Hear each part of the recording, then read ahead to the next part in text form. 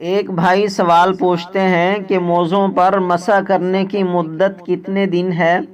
اس کا جواب یہ ہے کہ موزوں پر مسح کرنے والا اگر مقیم ہے، یعنی مسافر نہیں ہے، اپنے گھر پر ہے، اپنے علاقے میں ہے، مقیم شخص کے لیے موزوں پر مسح کرنے کی مدت 1 دن اور 1 رات ہے، یعنی 24 گھنٹے۔ اور اگر موزوں پر مسح کرنے والا مسافر ہے، کہیں سفر پر گیا ہوا ہے، یعنی اس نے 80 کلومیٹر سفر کیا ہوا ہے، تو اس کے لیے موزوں پر مسح کرنے کی مدت 3 دن اور 3 راتیں ہیں۔ اور موزوں پر مسح کرنے کی مدت وضو ٹوٹنے سے شروع ہوگی، یعنی کسی آدمی نے ظہر کے ٹائم وضو کیا، پھر موزے پہن لیے، اب اس کی مدت ظہر کے ٹائم سے شروع نہیں ہوگی،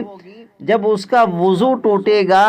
پھر اس کی مدت شروع ہوگی۔ یعنی اگر اس کا وضو 4 بجے ٹوٹا ہے تو 4 بجے سے لے کر اگلے دن 4 بجے تک وہ مقیم شخص موزوں پر مسح کر سکتا ہے۔